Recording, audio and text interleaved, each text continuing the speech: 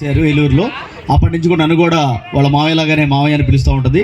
పాప చక్కటి గుణవంతురాలు, చక్కటి క్రమశిక్షణ కలిగిన పాప ఏలూరులో ఉద్యోగం చేసుకుంటూ హాస్టల్లో ఉంటూ ఈ రోజుల్లో ఎంత చక్కగా ఒక క్రమశిక్షణతో దేవుడి మీద భక్తితో మంచి ప్రవర్తన కలిగిన వాళ్ళు చాలా తక్కువగా ఉంటారు. కానీ ఈ పాప మాత్రం చాలా చక్కగా, అంటే ఇటు పుట్టింటికి రేపు అత్తింటికి కూడా మంచి పేరు తీసుకొస్తుంది. ఖచ్చితంగా పాప జీవితం అంతా బాగుండాలని చెప్పేసి రేపటి రోజున పిల్ల పాపలతో వృద్ధిల్లాలని, అత్తగారి ఇంట్లో కూడా మంచి పేరు ప్రకారాలు తీసుకురావాలని ఖచ్చితంగా మాకైతే నమ్మకం ఉంది. తల్లిని తండ్రిని తమ్ముడిని ఏ విధంగా చూసుకుంటుందో రేపొద్దున అత్తింటికి వెళ్ళినప్పుడు భర్తని అత్తగారిని మామగారిని వాళ్ళ ఇంటి వారిని అందరినీ కూడా బాగా చూసుకుంటా ఈ ఊరు కూడా మంచి పేరు తీసుకొస్తుందని చెప్పేసి తెలియజేసుకుంటూ, వివాహం అనేది ఈ భారత రాజ్యాంగం యొక్క 21వ ఆర్టికల్లో మనకి కల్పించిన హక్కు. అదేవిధంగా ఈ రోజున ఇక్కడ క్రైస్తవ వివాహం జరుపుకుంటున్నామంటే బాబాసాహెబ్ డాక్టర్ బిఆర్ అంబేద్కర్ ఇక్కడ క్రైస్తవ సోదరులు అందరూ ఉన్నారు. అదేవిధంగా అనేక మంది బంధుమిత్రులు అనేక మతాల వారు ఉన్నారు.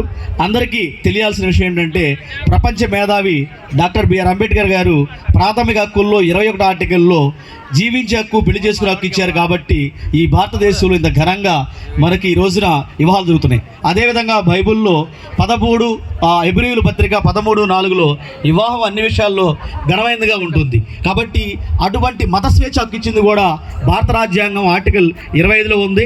అవకాశం ఉన్న ప్రతి ఒక్కరు కూడా భారత రాజ్యాంగాన్ని చదవాల్సిన కోరుతూ ఈ సందర్భంగా పెళ్లి కూతురు ఎఫ్సీబాకి ఈ యొక్క భారత రాజ్యాంగ పుస్తకాన్ని పెళ్లి గిఫ్ట్గా ఇస్తా ఉన్నాను. అదేవిధంగా తరువాత పాస్టర్ గారికి కూడా ఈ యొక్క భారత రాజ్యాంగాన్ని ఇవ్వడం జరుగుతుంది. దయచేసి అందరూ కూడా పెళ్లి చేసుకున్న వాళ్ళు భారత రాజ్యాంగంలో ఆర్టికల్ అంటే అధికరణ ప్రకరణ 21 ఒకసారైనా చదవాల్సింది కోరుతూ, అదేవిధంగా మత స్వేచ్ఛ ఈ రోజున మనం మతంలోకి వెళ్ళడం, అదేవిధంగా మతాన్ని ప్రచారం చేయడం, మత కార్యక్రమంలో పాల్గొనడం అనేది ఈ భారత రాజ్యాంగం 25 ఆర్టికల్లో ఉందని చెప్పేసి అందరూ గమనించాలి, చదవాలని చెప్పి కోరుకుంటూ ఈ వేదిక మీద మహోన్నత అవకాశాన్ని కల్పించిన మా మేనకోళ్ళు ఎఫ్సీగాకి అదేవిధంగా అక్క బావ అదేవిధంగా బంధుమిత్రులందరికీ కూడా ఉదయపూర్వక ధన్యవాదాలు తెలియజేసుకుంటున్నా. Thank you very much.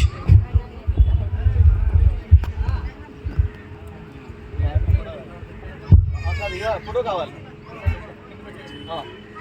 Okay